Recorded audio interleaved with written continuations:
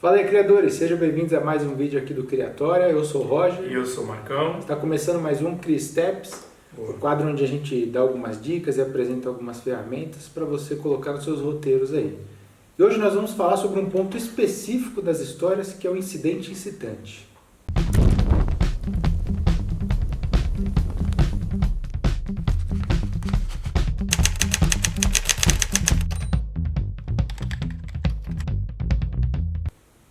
Então, assim, mais ou menos o padrão, seguindo o que a gente sempre faz, incidente incitante hoje é o tema.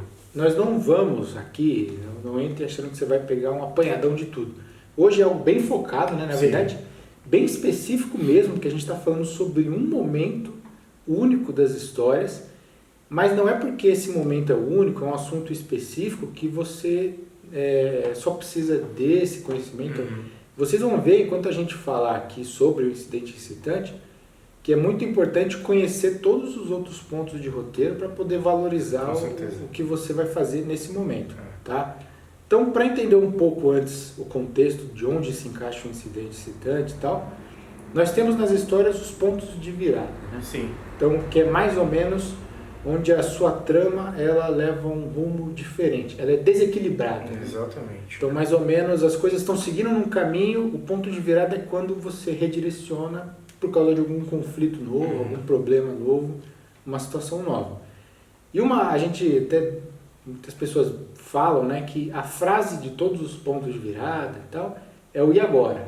Né? Exatamente. Então, é quando o seu leitor, o seu espectador, ele está acompanhando a sua história e o ponto de virada acontece e ele fala, é agora o que vai acontecer. Eu não sei mais quais vão ser as consequências. Então, sempre que tem esses pontos de virada, que lá fora vocês podem ouvir como plot twist, né?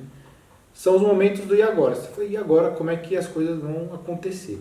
E o primeiro ponto, né? O primeiro momento de desequilíbrio da história é o incidente incitante. Exatamente. Né? O incidente incitante,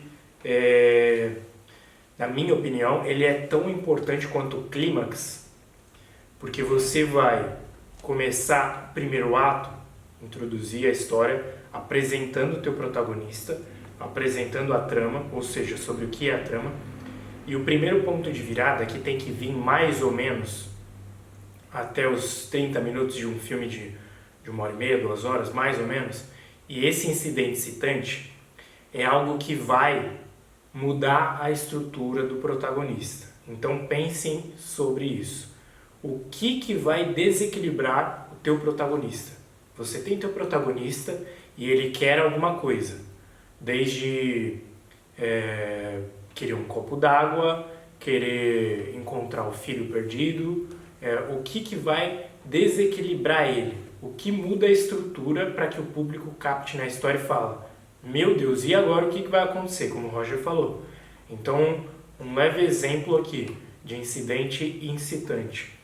Se você pegar o Shrek, uma animação fácil, o incidente incitante é o Shrek estava no pântano dele, sozinho, curtindo a vida dele, sozinho como ogro, e o incidente incitante, ele acorda numa noite e vê um monte de criatura no pântano dele. E ele queria ficar sozinho. E tem um monte de criatura dentro da casa dele, da cama, comendo a comida dele, e ele detesta companhia. Um incidente incitante desequilibrou o protagonista. Ele queria ficar sozinho e agora não está mais. Tá? Então, para você descobrir o que desequilibra o teu protagonista, você já vai ter que conhecer ele bem para saber o que ele quer. E aí você vai jogar o lado oposto disso. Vamos botar outro incidente incitante de qualquer filme de super-herói.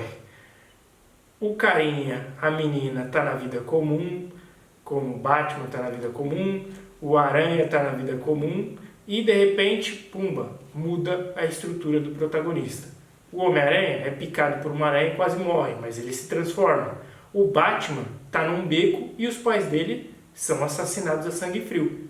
Ou seja, um perdeu os pais, é muito forte. Isso desequilibrou o protagonista. O outro foi picado por uma aranha radioativa. Ele provavelmente pensou que ia morrer. Isso desequilibra o protagonista. São incidentes incitantes. Você transformou aí. Como o Homem-Aranha é mais voltado para o poder, o incidente incitante dele, você tem que estruturar como ele ganhou os poderes. como o Batman não tem poder, é simplesmente um cara que bota um traje e vai bater em bandido, você tem que mostrar o que foi a motivação para ele fazer isso. Um é pela morte dos pais, o outro foi picado por uma aranha, que depois perdeu o tio, mas o incidente citante em si é ele ser picado por uma aranha. E sempre acontece no primeiro terço do filme, no começo da história. Nos quadrinhos, se você estiver estruturando um quadrinho, você pega o número de páginas que você tem, divide em 3 para você ter mais ou menos a relação do primeiro ato, segundo ato, terceiro ato. Se você tiver um quadrinho de 30 páginas, pressupõe-se que cada ato tenha mais ou menos 10 páginas, para mais ou para menos. Então, o seu incidente citante tem que ser no primeiro ato, ou seja, até as 10 primeiras páginas da história tem que mudar a história, né? Começar a dar um novo patamar para ela. Poderoso Chefão, o Don Corleone é apresentado como o cara que vão pedir favores para ele no casamento da filha, ele é o todo-poderoso chefão ali, e o incidente citante é, alguém quer matar ele. Ele sofre uma tentativa de assassinato. Isso. Que ele toma um tiro na rua da feira, né? Ele foi comprar laranja. Então, desequilibrou. Ele não é mais tão forte assim. E você se pergunta como espectador, e agora? Isso é o incidente citante. Ele é muito importante para você captar o público. Isso. Você apresenta o personagem e muda a estrutura. É aí que o público fala, opa, gostei, agora eu quero saber o que vai acontecer. E aí você vai jogando a ele acontecer e vendo a tua história. É legal porque quando a gente fala, né, sobre a importância do final nas histórias, é porque o final é o que vai fazer o seu leitor, o seu espectador sair do filme, terminar de ler o livro e ficar plenamente satisfeito ou surpreso com a qualidade do que ele leu, porque aquilo foi significativo para ele. Mas para ele chegar ao final, é por isso que o Michael falou que ele é extremamente importante, o incidente citante é extremamente importante por causa disso, porque ele não vai dar continuidade na sua história se o primeiro fator de desequilíbrio não for convincente. Isso. Então, a primeira coisa que vai fazer ele falar o e agora, ela tem que ser muito forte, né? Porque ele tem que falar, e agora quero ler mais. Agora, se ele falar, e agora, é isso que você tem para me apresentar? Esse é o problema? Não me vale a pena, fecho o livro e vou para outro, né? E uma coisa bem bacana, que combina com aquilo que eu falei no começo lá do nosso vídeo, sobre você ter complementa um vídeo com o outro que a gente faz aqui, né? Como o Marcão estava falando, o Peter Parker, né, o Homem-Aranha, ele estava na vida comum dele, é picado, e as coisas, e agora, né? As coisas se modificam. Sim. O Bruce Wayne era um menino bilionário, né? Os pais morrem, e agora? Como é que esse menino fica? Quais são os impactos? Então você percebe como a jornada do herói também é importante nesse conhecimento, né? Para te explicar o que é um mundo comum. Né? Porque toda a história ela é apresentada num mundo comum. A gente pode pegar um exemplo onde você tem um filme que eu gosto muito que chama Filadélfia, que é do Tom Hanks, que ele pega AIDS e tal. E o incidente citante, faz tempo que eu vi o filme, mas se não me engano, é ele descobrindo que ele testou para soro positivo, né? Porque a trama é isso. A trama é isso. Agora imagina se você quer fazer uma história abordando esse tema, se ele começa a história já com HIV. Não tem o mesmo impacto, porque o leitor, o espectador, ele não passou pela emoção que o protagonista passou quando ele descobriu esse desequilíbrio. Sim.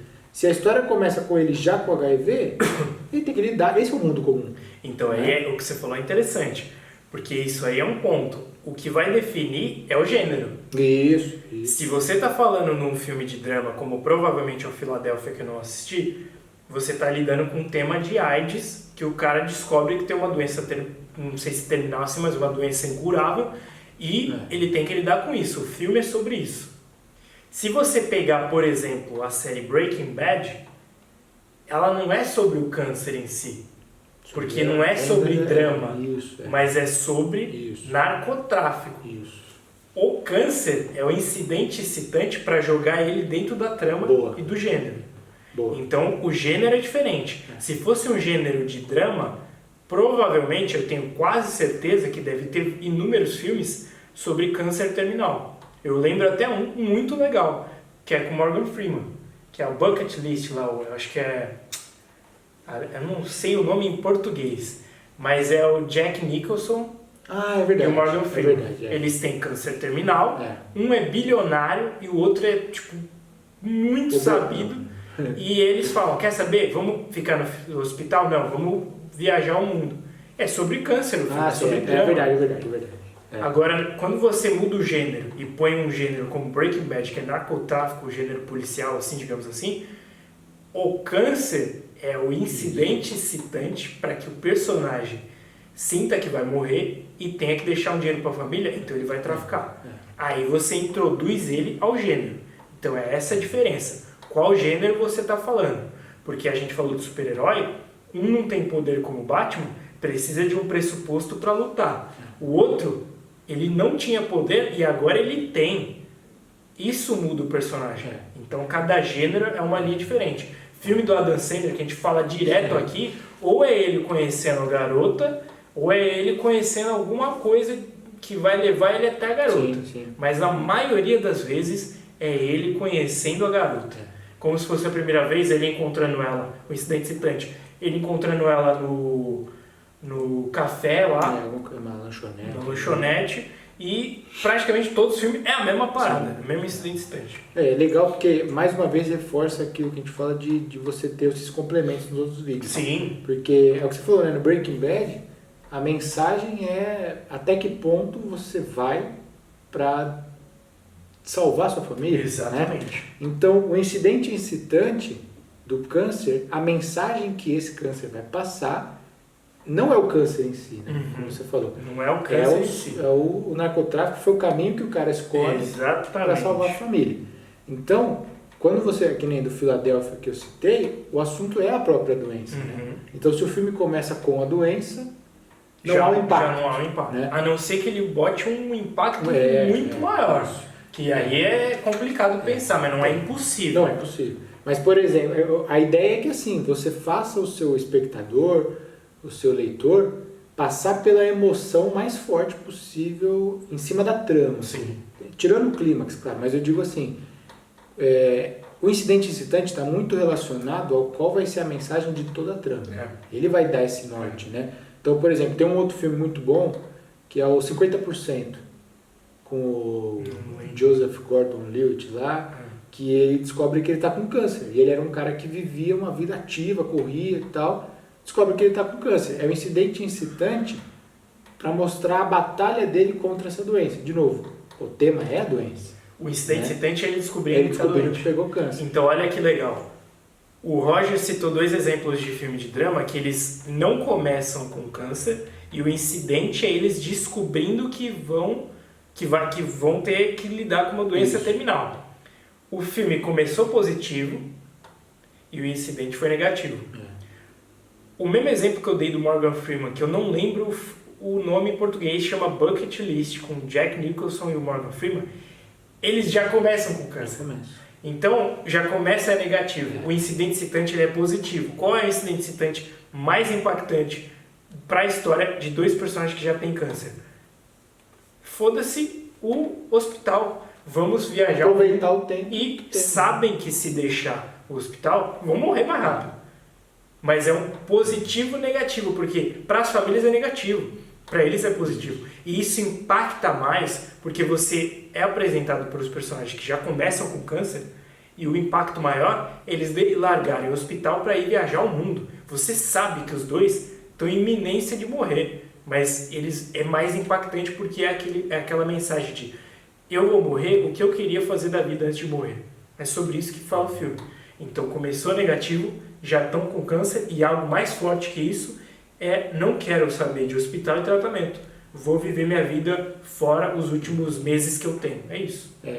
Esse exemplo é muito bom, porque você vê, tá na cara aí como é importante o incidente excitante, né, cara? Porque se a sua mensagem é uma mensagem, vamos dizer assim, de uma visão de mundo diferente como é essa do Morgan Freeman, que é no sentido assim, eu tenho poucos meses aí pela frente, eu vou ficar preso no hospital ou eu vou fazer o que eu puder viver, né? É uma visão diferente de mundo, onde o incidente excitante te dá toda essa trama.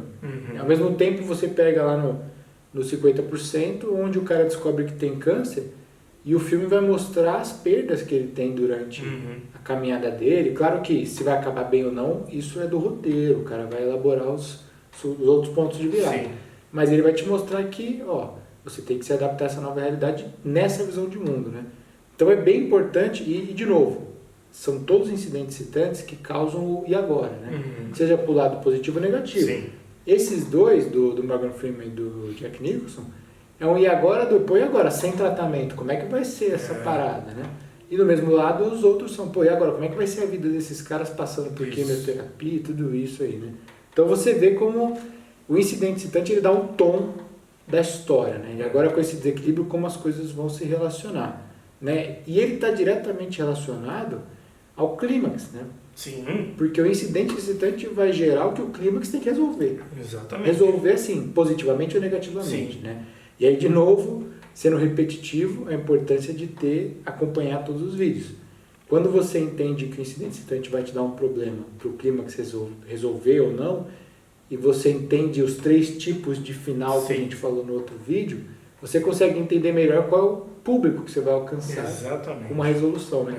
Essas histórias, pelo menos essas duas que eu falei, né, do 50% e do Philadelphia, são finais diferentes. Um é otimista, o outro não. Né? Então as coisas podem dar certo, podem dar errado, você vai falar com pessoas diferentes, de maneiras diferentes. Mas a intenção é que você entenda. Quando a gente fala também sobre os heróis, a gente sempre fala que em heróis as coisas são mais fáceis de se explicar, né? E você consegue ver aquilo que o Marcon falou no começo, do Batman. Ele precisou perder os pais, que eram pessoas que ajudavam a cidade. Elas lutavam pela mesma pessoa que matou elas, né? Então isso vai dar todo o embasamento para que o Bruce Wayne, quando ele for pressionado, ele não ceda à vingança. Porque o incidente excitante gerou isso nele. Exatamente. Né? Que ele perdoasse, que ele melhorasse, e não que ele se vingasse. É o contrário de você pegar um incidente excitante como o do Frank Castle, onde o cara já era um militar, lutou no Vietnã fazendo coisas questionáveis, perde toda a família no incidente excitante, esse cara quer vingança. É diferente, né? Por isso que ele é importante, ele dá um tom para você.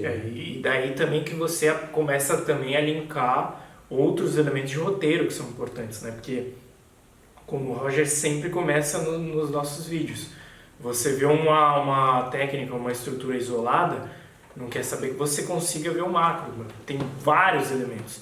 Porque o que o Roger estava falando aí, nada mais é do que você saber que tipo de estrutura você vai usar, se é a estrutura clássica, se é a estrutura minimalista ou anti-estrutura, ou também você saber qual arquétipo usar, porque o arquétipo que um justiceiro aborda é diferente de um arquétipo do que você vê um filme do Super-Homem ou do Homem-Aranha. Então são temáticas diferentes. Ambos são o mesmo gênero, super-herói, mas cada um tem o arquétipo que é diferente e precisa de um incitante condizente com esse arquétipo. É a mesma coisa que se você pegar, por exemplo, séries, elas têm que ter inúmeros incidentes excitantes, porque tem vários capítulos. Você pode ter um incidente excitante de cada capítulo. Sim, todo capítulo tem que ter um desequilíbrio. Tem que ter um desequilíbrio. E você tem que ter os incidentes excitantes maiores de cada temporada. Verdade. Então, se você pegar Game of Thrones, na primeira temporada, o incidente excitante da temporada inteira é a morte do Ned. Mas ele não morre no primeiro capítulo, nem no segundo. Mas é o incidente da primeira temporada. É o maior e agora. E agora. E o incidente da segunda temporada é o casamento sangrento lá. Você mata os Starks praticamente tudo. Da temporada. Mas cada capítulo tem um mini incidente excitante que te faz acompanhar. E ela termina a série, isso é um plus aqui que a gente pode falar para vocês, que se chama cliffhanger, que você é um gancho para que o pessoal assista ao próximo capítulo. É como se fosse um clímax adicionado ao incidente excitante para você ver. E agora? Eu preciso assistir ao outro capítulo. Se você olhar assim, a morte do Ned é o incidente excitante da série, da série. Né? Clímax da primeira temporada. Clímax da primeira temporada. Então é incidente citante de toda a série, porque é ela que vai falar, e agora o que vai acontecer com esse mundo que você me apresentou, né? Mas é importante isso que o Marco falou, porque se você olhar para as séries, no final de todo episódio há um novo mundo. É gerado uma nova situação. Você pega em histórias como essas de Hospital e Grey's Anatomy, ou New Amsterdã, onde você, no final de todo episódio, há um problema solucionado e as pessoas foram transformadas por ele. No próximo episódio, como é que essas pessoas estão? Por isso que você vê, mesmo em séries onde tem aquele negócio de episódios independentes, né? Cada episódio é um problema, não sei o quê, ainda existem consequências que são carregadas, né? Onde algum caso marcou mais. House faz muito bem isso, né? Fazia, porque acabou. Mas cada episódio era um paciente diferente. Mas as pessoas ainda carregavam coisas dos outros pontos de virada do passado, né? Eu não assisti House, mas com certeza na temporada você tem um incidente da vida pessoal do doutor. Isso, e cada capítulo, como você falou, é cada paciente novo. Então, para a série é a mesma estrutura, só que você vai ter que ter uma noção das temporadas que você está fazendo, seja série de quadrinho ou de audiovisual mesmo. Porque é isso que vai levar o espectador a acompanhar. Por isso que o Game of Thrones teve problema nas últimas temporadas. Não estava estruturado desde o começo. Mas sem estrutura, você tá ceguinho, não sabe para onde você vai. Então, série, a mesma parada. Incidente citante e clímax da temporada, incidente citante e clímax de cada episódio e incidente citante e clímax da série inteira. Por isso que é mais trabalhado. E quanto mais trabalhado, mais você vai precisar conhecer seus personagens, e é isso que faz esse alvoroço absurdo que teve no mundo um Game of Thrones, um Breaking Bad da vida, porque é como se você conhecesse os personagens, obviamente, muito melhor do que no cinema. Muito melhor. É muito mais tempo de tela, obviamente, e muito mais situações na vida do personagem, que como ele vai reagindo, você vai conhecendo a personalidade dele muito mais. Então você vai criando empatia muito melhor.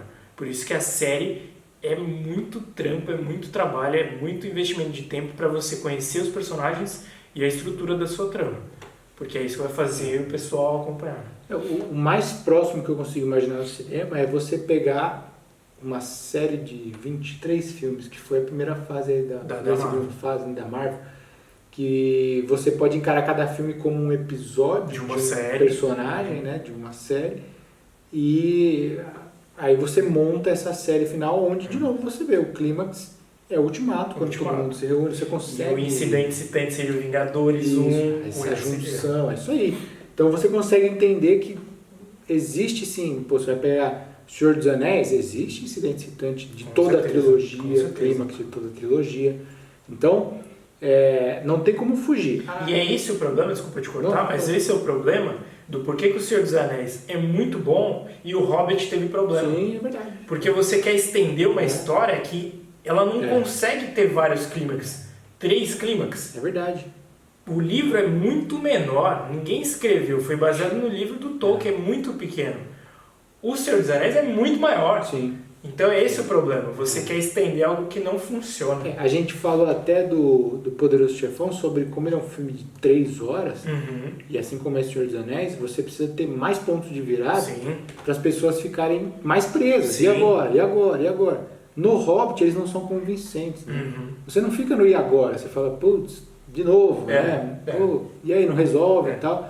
Então, como o Marcão falou, se você não tem a estrutura definidinha, cara, você vai começar a encher linguiça. Ainda mais pra saga, né? Saga, esse é um negócio que é complicado, porque você, como eu falei, você vai ter que conhecer cada detalhe do seu mundo, seja Terra-média, espacial, não importa. Vai ter que conhecer cada detalhe do seu mundo para você estruturar. A gente tá nessa, né, que obviamente tem lance de saga por trás, que a gente tem uma editora de super-heróis, e você tem que conhecer que cada super-herói representa uma franquia em si. Sim. Não todos absolutos, porque tem os coadjuvantes, mas os principais heróis que a gente cria são pensados para uma franquia diferente. E quando você quer escrever uma saga como a da Marvel Studios no cinema, nos quadrinhos, e você quer juntá-los, Você tem que saber o incidente citante do arco central deles e o clímax dessa saga. Você tem que saber o início e o fechamento da saga, como foi a Marvel no cinema. Então isso é complicado, mas é trabalhoso, mas vale muito a pena para quem é criador. Se você olhar no passado, até a década de 90, as séries costumavam a ter 20 minutos, né? Sim. Hoje em dia você tem séries como Game of Thrones, onde um episódio é 1h10, né? 1 hora na média. Então você tem filmes, cara. Filmes. Praticamente filmes todo episódio, são 12 filmes. Né? Então você tem tempo de esmiuçar esses personagens, né? De fazer com que eles se apresentem. Mas aí a gente vem para a dica mais, eu acho, fundamental, que se você assistiu esse vídeo, essa é a mensagem mais forte que você tem que guardar, que é o seguinte: o incidente excitante deve ser mostrado sempre. Né? Falou tudo. Né? Você não pode acreditar que o seu leitor vai deduzir, ele já sabe, nunca.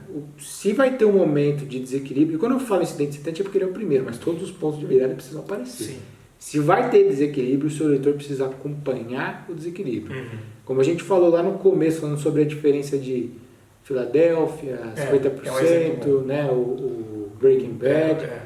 São todos os incidentes incitantes que vão passar mensagens diferentes. Um está falando sobre, né, ceder o narcotráfico para salvar a família, mas todo mundo viu aquilo acontecer. Na tela. Não adianta falar... Exemplo bom que o Roger está dando. Vamos pegar esse filme. Eu acho que o nome do filme é Antes de Partir, mas eu ponho aí para qualquer coisa. O Filadélfia, do Tom Hanks.